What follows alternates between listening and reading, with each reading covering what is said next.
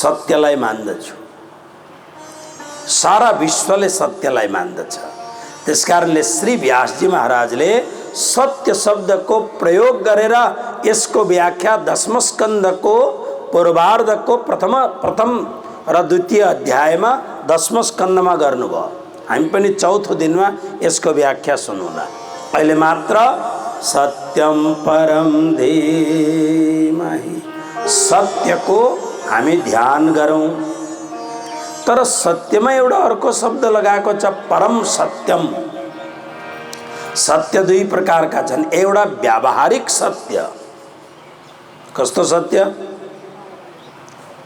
दो प्रकार का सत्य है, एक व्यावहारिक सत्य और एक पारमार्थिक सत्य। व्यावहारिक सत्य के हो? मान्छे जन्मेपछि पक्का मर्नुपर्छ, यो व्यावहारिक सत्य हो कि होइन? आया है सो जाएगा, सुन्दा नमिठो लाग्दछ, मर्न राम्रो लाग्छ त कसैलाई? ओहो, कस्तो गुरुले अशुभ अशुभ बोल्नु भयो भन्ने तपाईहरुलाई लाग्दो होला, तर सत्य हो। आया है सो जाएगा राजा रंग फकीर, जो आएको छ उसले जानु पर्छ, यो अनिवार्य सत्य हो, यो व्यावहारिक सत्य हो। भगवान कृष्ण गीतामा अकाट्य प्रमाण दिएर भन्नुहुन्छ, जातस्य हि ध्रुवो मृत्युर ध्रुवम जन्म मृतस्य तस्माद् परिहार्यर्थे न त्वं सोचितुमर्हसि। प्रारम्भमा दोस्रो अध्यायमा अर्जुनलाई फटकारदै भन्नुभयो, आफूलाई बडा ठुलो विद्वान सम्झिन्छौ, असत्यानन्न सोचस्तम प्रज्ञावादांश्च भाससे गतासून गतासूश्च नानु सोचन्ति पंडिताः न त्वैवाहं जातु नासं न त्वं नेमे जनाधिपा न चैव न भविष्यामः सर्वे वयमतः परं देहिनोऽस्मिन् यथा देहे कौमारं यौवनं जरा तथा देहान्तर प्राप्तिर धीरस्तत्र न मुह्यति। जातस्य हे ध्रुवो मृत्यु, जो जन्मिन्छ त्यसले त मर्नु पर्छै पर्छ। हेर्नुहोस्, हामीले प्रत्येक दिन ऐना हेर्दाखेरि हामीलाई अनुभव हुन थाल्यो, हिजो अस्ति जस्तो आज म छुइनँ भन्नुको अर्थ अलिकति मर्यौँ हामी। अब सिंगार पेटार पाउडर क्रिम दारी सारी काटेर जवान हुन खोज्नु भनेको मृत्युलाई विस्मरण गर्न खोजे जस्तो मात्र हो, तर विस्मरण त हुन सक्दैन। अनिवार्य सत्य हो यो। अगे यो हुन्छै हुन्छ। पूर्वबाट भगवान सूर्य नारायणको उदय हुन्छ, यो वास्तविक सत्य हो, किनभने सूर्य कहिल्यै पनि पश्चिमबाट उदित हुँदैन। अरुणालयबाट अरुणाचलबाट भगवान भास्करको प्राकट्य हुन्छ। यिनीहरूलाई व्यावहारिक सत्य भनिन्छ। तर यहाँ व्यासजी जुन परम सत्य को कुरो गर्नुहुन्छ, त्यो परम सत्य के हो भन्दा संसारमा एकजना महात्मा भए कबीर, बडा विचित्र साधु थिए। तिनी सत्य कुरो बोल्ने साधु, बनारसमा बसेको संसारका सबैभन्दा प्रकाण्ड प्रखर विद्वानहरू बनारसमा बस्दछन् र एउटा साधु जसले कागद मसी छुयो नहीं, जसले एक अक्षर पनि पढेको छैन, त्यो एउटा साधु गृहस्थ साधु बनारसमा बसेका छन्। पण्डितहरूले पहिले अनेक प्रकारका कुरा गर्छन्, तर साधुका सामने सब पण्डित फेल भए। एक एक कविता, एक एक दोहा, भाष्यको व्याख्या माग्दछ, त्यस्तो उनी कविता गर्दथे र त्यही कविताको सिलसिलामा एकपल्ट उनले लेखिदिए, सारा संसार मर्दछ। उनले लेखेका छन्, धेरै लामो कविता छ, त्यसमा सागर पनि मर्दछ, समुद्र पनि मर्दछ, धरती पनि मर्दछ, सूर्य पनि मर्छन्, चन्द्रमा पनि मर्छन्, तारा पनि मर्छन्, देवताहरू पनि मर्छन्, राक्षस पनि मर्छन्। उनले साधु मान्छे हुन्, त्यसकारणले शब्दमा कुनै पलिस लगाएको छैन। उनले सिधै भने ब्रह्मा पनि मर्छन्, अगाडि लेखे विष्णु शंकर सब मर्छन्, को मर्दैन भन्दा उनले लेखे कबीर एक नामरियौँ, एउटा कबीर मात्र मर्दैन। पण्डितहरूले विरोध गर्न थाले, कस्तो मूर्ख साधु रहेछ त। तर आज कबीरका यी दोहामा बडा बडा ठुल्ठुला विद्वानहरू पीएचडी गर्दैछन्। कबीरका युनिभर्सिटीहरू बनिएका छन् जसले एक अक्षर पढेको थिएन। परम सत्य को अर्थ के हो भन्दा जो वास्तविक सत्य छ, वास्तविक सत्य के हो भन्दा जहाँबाट सम्पूर्ण अनन्त कोटि सृष्टिको सुरुवात हुन्छ, जहाँबाट अनन्त कोटि देवताहरू र यी देवताहरूलाई सञ्चालन गर्ने भगवान ईश्वरहरूको प्राकट्य हुन्छ, त्यो परब्रह्म परमात्मालाई परम सत्य भनेको छ। व्यासजी भन्नुहुन्छ त्यो परम सत्यको म ध्यान गर्दछु धीमहि। त्यसकारणले दशम स्कन्धमा कृष्ण लीला प्रारम्भ गरेपछि देवकीको गर्भमा कृष्ण प्रकट हुनुभयो। गर्भमा त्यतिखेर ब्रह्माजीले प्रार्थना गर्नुभयो कि हे परम सत्य परमात्मा, तपाईलाई म प्रणाम गर्दछु। यो भेदलाई उहाँ गएर खोल्नुभयो। त्यसकारणले परम सत्यलाई प्रणाम गर्दै, यहाँ प्रणाम शब्द पनि प्रणमामी शब्द लेख्नु भएन, धीमहि। धीमहि शब्दबाट हामी परिचित छौँ। ओम महालक्ष्मी च विद्महे विष्णुपत्न्यै च धीमहि तन्नो लक्ष्मी प्रचोदयात्। धीमहि आगे ब्रह्म गायत्रीमा ओम भूर्भुवः आउँछ सबलाई, गाउनुहोस् त। ओम संसारमा यति पाप बढेर गइरहेको छ नि, त्यसले यस्ता पवित्र शब्द वातावरणमा गयो भने वातावरण शुद्ध हुन्छ। सबले भन्नुहोस्, नडराउनुहोस्, यहाँ कोही रोक्नेवाला छैन। ओम भूर्भुवः। तपाईहरु बहुत डराउनुहुन्छ, कुनै पण्डितजी आउनुभयो भने रोक्नुहुन्छ भनेर। अब पण्डितजीको कुरो रोक्नेवाला कोही छैन, गाउनुहोस्। ओम भूर्भुवः स्वः तत्सवितुर्वरेण्यं भर्गो देवस्य धीमहि धियो यो नः प्रचोदयात्। ब्रह्म गायत्री यसरी नै सम्पूर्ण अरु गायत्रीमा धीमहि शब्दको प्रयोग गरेको छ। धीमहि भनेको ध्यान गर्नु। ध्येय चिन्तायाम धातुबाट धीमहि शब्द निष्पन्न हुन्छ। व्यास के भन्न चाहनुहुन्छ भने श्रीमद् भागवत श्रवण गर्नु छ भने प्रणाम गरेर हुँदैन, चिन्तन गर्नुपर्छ भन्नुहुन्छ। अब प्रणाम गरेर त यहाँ आएर ढोग्यो, प्रणाम गर्यो भरे यहाँबाट निस्केपछि अर्को के गर्ला, हो कि होइन? हाम्रो नेपालमा अहिले यतिखेर चारैतिर साहित्य राम्रो रहेछ, पुराण लागेको छ। मान्छे के गर्छ, 9 दिन यति मेहनत गरेर पुरा भागवतको 6औं स्कन्धमा बताएको 6औं महात्म्यको 6औं अध्यायमा बताएका सम्पूर्ण नियमहरू पालन गरेर, ब्रह्मचर्यादि नियमहरूलाई पालन गरेर श्रीमद् भागवतको कथा आयोजना गरेको हुन्छ। तर भागवत लगाएको 1 महिना पुरा हुँदैन, भागवतमा जे नखानु भनेको छ त्यो पनि खान थाल्छ, भागवतमा जे नगर्नु भनेको छ त्यो पनि गर्न थाल्छ, भागवतमा जहाँ नजानु भनेको छ त्यहाँ पनि जान थाल्छ। हुन्छ कि हुँदैन यस्तो? कृष्ण कन्हैया लाल की। कारण के हो भन्दा धीमहि शब्दको अर्थ जानेको छैन। चिन्तन गर्नु, एकपल्ट जब चिन्तन भयो, एकपल्ट जब हाम्रो मनले त्यो कुरोलाई आत्मसात स्वीकार गर्यो, तपाईलाई कसैले लड्डु दियो, यति राम्रो लड्डु, मिठो लड्डु खाना आँट्दा उसले के भन्छ भने लड्डुहरु त थियो, त्यसमा एउटामा चाहिँ विष मिलाएको थियो, अब यो हो कि अर्को हो थाहा छैन है। त्यो मान्छेले लड्डु खान्छ,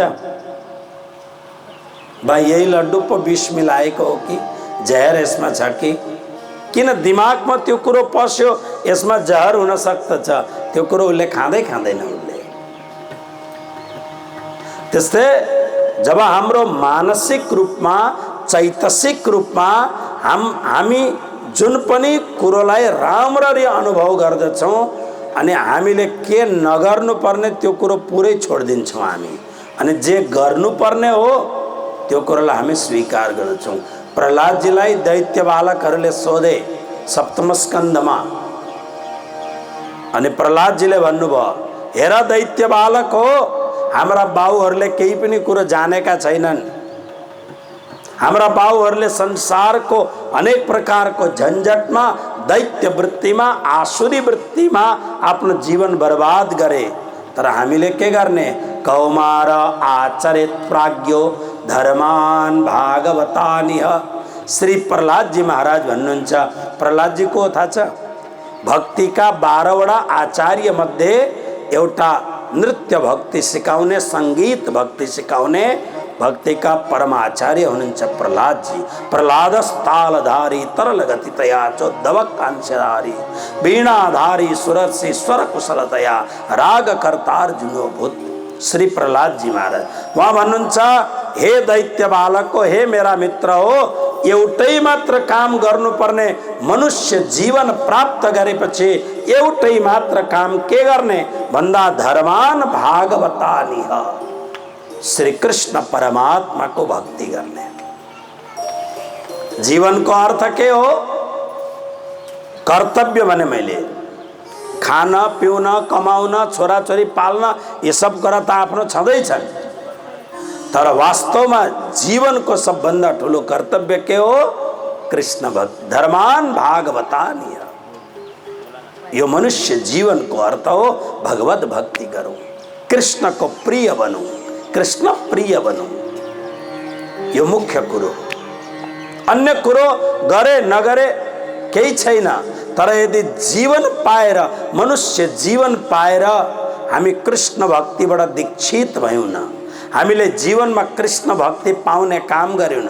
अर्को कुरो सुन्नुहोस् नि, खाली कृष्ण कृष्ण भनेर मात्रै हुँदैन। भागवतको महात्म्यमा एउटा कुरो के लेखेको छ भने, भागवत सुन्नेले पनि भागवत गर्नेले पनि यदि कृष्ण भक्तिबाट दीक्षित छैन भने भागवत सुनाउने पनि अधिकारी छैन, भागवत सुन्ने पनि अधिकारी, चाहे कत्रै ठुलो पण्डित किन नहोस्, उसले गलामा तुलसीको माला लगाएर कृष्ण भक्तिबाट दीक्षित छैन भने त्यो पण्डित 4 वेदको जानकार पण्डित भए पनि ऊ भागवतको मञ्चमा बसेर भागवत सुनाउने अधिकारी हुँदैन। भागवतको महात्म्य पढ्नुहोस्। यो कुरो पण्डितजीहरूले तपाईहरुलाई थोरै सुनाउनुहुन्छ, भागवतको महात्म्यमा लेखेको छ। दीक्षित हुनुपर्छ, कृष्ण भक्तिमा दीक्षित नभइकन गलामा तुलसीको जसरी भगवान श्री हरिलाई भोग लगाउँदा तुलसी मञ्जरी बिना भोग लाग्दैन। हामी प्रणामीहरूले गलामा तुलसीको कण्ठी यदि चुट्टियो भने जबसम्म तुलसीको कण्ठी गलामा हुँदैन, हाम्रो गुरुदेव भन्नुहुन्थ्यो, गुरुजी श्री 108 मङ्गलदासजी महाराज, थुक नलिनु भन्नुहुन्थ्यो गुरुदेव। जबसम्म तुलसीको माला कण्ठमा हुँदैन, चुट्टियो भने अर्को उनेर नलगाउन्जेलसम्म थुक नलिनु। जीवनको के भरोसा छ? कतिखेर जीवनको अन्त हुन्छ। बहुत ठुलो महिमा छ। त्यस कारणले धर्मान भागवतानिह, कुनै पनि रहस्यपूर्वक कृष्णको बन्नु यही धर्म। तर यो कुरालाई श्री व्यासजी भन्नुहुन्छ धीमहि। हामी कानले सुनौँ मात्रै होइन, हाम्रो मनले पनि सुनोस्। हाम्रो नौतनपुरी धाममा ब्रह्मलीन धर्मदासजी महाराजको भाइ ब्रह्मलीन लक्ष्मीदास बाबाजी हुनुहुन्थ्यो। म बडा मिठो कथा गर्नुहुन्थ्यो। म सानो सानो बालक, सानोदेखि कृष्ण कथा सुन्ने बडा प्रेम, घरको वातावरण पनि त्यस्तै। अनि उहाँले एउटा कुरो भन्नुहुन्थ्यो, म कहाँ लेखेको छ होला भन्थे, भागवतमा रहेछ त्यो कुरो। उहाँ भन्नुहुन्थ्यो, जुन कानले सुन्दैनन् श्री कृष्णका कुरा, सजिलो नेपालीमा, जुन कानले सुन्दैनन् श्री कृष्णका कुरा ती हुन् मुसाका दुला। भागवतमा स्पष्ट वर्णन छ। जुन जिब्राले कृष्ण कृष्ण कृष्ण नाम उच्चारण गर्दैन त्यो जिब्रो त भ्यागुतो टरटराए जस्तो मात्र हो। ओके, त्यसले गर्दाखेरि जीवनको अर्थ हो कृष्ण। अब यो कुरो यो जन्ममा बुझेदेखि बडो सजिलो हुन्छ, नभएदेखि कुकुर बिरालो भएर फेरि मनुष्य भएर आएपछि अनि फेरि बुझौँला। यही जन्ममा जसले बुझ्यो दिस इज ओके, नभए पनि घुमी फेरि त फेरि आउनै पर्छ। फेरि आउँदाखेरि कोही सद्गुरु, कोही सत्सङ्ग, कोही भागवत यदि मिल्यो र जाग्यो भने कृष्ण भक्ति जीवनमा आउला। अघि यसकारणले धीमै, यानी हाम्रो कानले मात्र भागवत नसुनोस्, हाम्रो मनले पनि भागवत सुनोस्। हाम्रो शरीर मात्र कथामा नबसोस्, हामी भित्र चित्तबाट हामी कथामा बसेर कथाका एक एक शब्दहरूको अनुपान गर्ने कोसिस गरौँ। हामी नैमिषारण्यमा बडा सुन्दर वातावरण, सबै ऋषि महर्षिहरू चारैतिरबाट लगभग नैमिषारण्यमा गएर एकत्रित भए। ऋषिहरूले आफ्नो आफ्नो खेमा बनाए, सैकडौँ ऋषिहरू बसेर, अनि बसेपछि नैमिषारण्य भनेको लखनऊको छेउमा नैमिषारण्यमा। कोरोना काल समाप्त भएपछि नैमिषारण्यमा एउटा कथा हुन्छ। तपाईहरुलाई पनि आउन मन लाग्यो भने बुकिङ गर्नेपछि भक्ति दर्शन टेलिभिजनमा पनि र मेरो युट्युब च्यानलमा पनि हजुरहरूले यो कुरो पाउन सक्नुहुन्छ कि हामी नैमिषारण्य कहाँ रहेछ चालमा, चारैतिर जंगल, भगवती गौमती गंगा प्रवाहित भएको दिव्य चक्र तीर्थ जसलाई भनिन्छ। श्रीमन नारायण भगवान को चक्र जहाँनेरि हमेशाको लागि त्यहाँ उपस्थित छ। नैमिषारण्यमा साधु सन्त ऋषि महर्षि गृहस्थ ऋषि नैष्ठिक ब्रह्मचारी सन्त ऋषिहरू सब भेला भए। के गर्ने भन्दा ऋषिहरूले भने यज्ञ गरौँ। बिहानदेखि कुश समिधहरू सब लिएर आए, यज्ञ साकल्य समिध सामग्रीहरू बनाए अनि बिहानदेखि होम गर्दछन्। अनेक अनेक प्रकारका देवताहरूलाई अनेक प्रकारका मन्त्रहरूले खूब राम्ररी हवन गर्दछन्, यज्ञ गर्दछन् बडा मजाले। अनि वेदमा के लेखेको छ, यज्ञको फल के हो? स्वर्ग कामो यजेत। वेदको मन्त्र हो यो। स्वर्ग प्राप्तिको लागि यज्ञ गर्नु पर्दछ।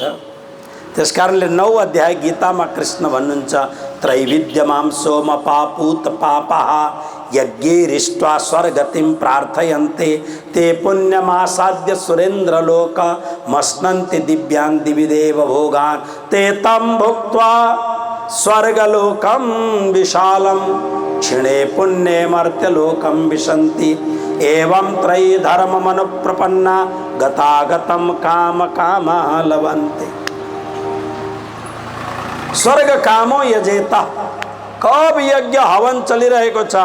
अब विचार गर्नुस् न, यति मिठो मिठो सामग्रीहरूले पवित्र गाईको गोबरबाट बनाएका गुइठाहरूले युक्त भएको अग्नि, राम्रा राम्रा पवित्र पवित्र लकडीहरूले समिधहरूले युक्त भएको अग्निदेव प्रज्वलित छन्। अनि त्यसमा अत्यन्त पवित्र गाईको घिउबाट बनिएको साकल्य सामग्रीहरू यजन हुँदैछ। बडा प्रेम भावसँग यजन हुँदैछ, आनन्दपूर्वक हवन भइरहेको छ। सारा संसारबाट दर्शन गर्ने तीर्थयात्रीहरू आइरहेछन्। अनि यही बेलामा श्री सूतजी महाराज पनि यो हवनको, यो यज्ञको विशाल मेलालाई हेर्नका लागि आउनु भएको छ श्री सूतजी महाराज। अनि सूतजी महाराज दिनभरि यताउता घुम्नुभयो। साँझको बेलामा हवन सकेर फलाहार गरेर अनि बडा भावपूर्वक संकीर्तन हुँदैछ। अब बडो सुन्दर संकीर्तन गर्दछन्। यो संकीर्तनको महत्व भक्तिमा कलौ केशव कीर्तनात्। एक संकीर्तन गाओ प्रेम से। हरि सुंदर नंद मुकुंद हरि कृष्ण कृष्ण हरि बोल। हरि सुंदर नंद मुकुंद जय हो। हरि कृष्ण कृष्ण हरि बोल। हरि केशव हरि सबले गाउनुहोस् ताली बजाएर। केशव हरि गोविंद जसलाई नाच्नु मन लाग्छ नाचे पनि हुन्छ। हरि बोल। ओहो हरि केशव हरि गोविंद हरि केशव हरि गोविंद हरि कृष्ण कृष्ण हरि बोल। हरि सुंदर नंद मुकुंद हरि कृष्ण कृष्ण हरि बोल। आमै आउनुहोस्। हरि सुंदर नंद जय हो। मुकुंद हरि कृष्ण कृष्ण हरि बोल। बनमाली मुरली धारी बनमाली मुरली धारी गोवर्धन गिरवर धारी। बनमाली मुरली धारी गोवर्धन गिरवर धारी। नित नित कर माखन चोरी गोपी मनहारी। भाइ नित नित कर माखन चोरी गोपी मनहारी। आओ रे गोकुल के प्यारे आओ रे गोकुल के प्यारे। आओ रे रस रचाओ रे। जय हो। आओ रे रस रचाओ रे। हरि सुंदर नंद मुकुंद हरि कृष्ण कृष्ण हरि बोल। हरि सुंदर नंद मुकुंद हरि कृष्ण कृष्ण हरि बोल। हरि केशव हरि गोविंद नारायण बल्लभ। हरि केशव हरि गोविंद हरि केशव हरि गोविंद हरि केशव हरि गोविंद हरि नारायण हरि ओम। हरि सुंदर नंद मुकुंद हरि नारायण हरि ओम। हरि सुंदर नंद मुकुंद हरि नारायण हरि ओम। बनमाली मुरली धारी गोवर्धन गिरवर धारी। बनमाली मुरली धारी गोवर्धन गिरवर धारी। नित नित कर माखन चोरी गोपी मनहारी। नित नित कर माखन चोरी गोपी मनहारी। आओ रे गोकुल के प्यारे। आओ रे गोकुल के प्यारे। आओ रे रस रचाओ रे। आओ रे रस रचाओ रे। हरि सुंदर नंद मुकुंद हरि नारायण हरि ओम। हरि सुंदर जय हो। हरि नारायण हरि ओम। हरि सुंदर नंद मुकुंद हरि नारायण हरि ओम। हरि सुंदर नंद मुकुंद हरि नारायण हरि ओम। कृष्ण कन्हैया लाल की। बहुत सुंदर संकीर्तन नैमिषारण्यमा। अनि सुतजी महाराज बसेर संकीर्तनमा अलमस्त हुनुहुन्छ। ऋषिहरूले देखे अरे संसारको एउटा महान कथाकार जसको कथा श्रवण गर्दा रोम हर्षित हुन्छ यस्ता महान सन्त सुतजी हाम्रो बीचमा हुनुहुन्छ। सुतजीलाई सबैले प्रणाम गरे अनि सुतजीलाई प्रणाम गरेर सबैले प्रार्थना गरे, सबैले आवाहन गरे, हे सुतजी महाराज हामीले यही यज्ञ मात्रै गर्न जानेका छौं। तपाईले हामीलाई यस्तो कुनै कुरो सुनाउनुहोस् जसले गर्दा हाम्रो मन अत्यन्त प्रसन्न होस्। प्रातःकाल श्री सुतजी महाराजलाई आसनमा बसाएर आसीनम आसनमा युक्त भएका श्री सुतम सुतजी महाराजलाई इदम आदरात पप्रच्छु, अत्यन्त आदरपूर्वक प्रश्न गर्न थाले। प्रश्न गर्नेमा आदर भाव छ भने, तर्क वितर्क छ भने गुरुहरूले उत्तर दिँदैनन्, आदर छ भने उत्तर दिन्छन्। यस कारणले आदरात पप्रच्छु, आदरपूर्वक प्रश्न गर्दछन्। के भन्छन्? ऋषय उचुः त्वया खलु पुराणानि सेतिहासानि चानघ आख्यातान्यप्यधीतानि धर्मशास्त्राणि अन्युत। अनघ, हे निष्पाप श्री सुत जी महाराज, तपाईले अत्यंत विधिपूर्वक तपाईका सद्गुरु श्रीमद् व्यास जी महाराजबाट अधीतानि धर्मशास्त्राणि, संपूर्ण धर्मशास्त्रहरूको अध्ययन गर्नुभएको छ। त्यसकारणले हे श्री सुत जी महाराज, वास्तवमा तपाई बादरायण व्यास जी का शिष्यहरू मध्येमा तपाई वास्तवमा परम श्रेष्ठ भक्त हुनुहुन्छ। तपाईले धेरै कुरो जान्नु भएको छ। त्यसकारणले हामीलाई केही कुरो सुनाउनुहोस्। के सुनाउने भन्दा फेरि प्रश्नको रूपमा उनीहरू भन्छन्, प्रायेणाल्पायुषः सभ्य कलावस्मिन् युगे जनाः मन्दा सुमन्दमतयो मन्दभाग्यायुपद्रुताः। हेर्नुहोस्, कलियुगका मान्छे कस्ता हुन्छन्? अल्पायुषः, आयु बहुत सानो हुन्छ। तपाईहरु आजकल धेरैपल्ट सोशल मिडियाबाट, प्रिन्ट मिडियाबाट, इलेक्ट्रोनिक मिडियाबाट सुन्नुहुन्छ होला।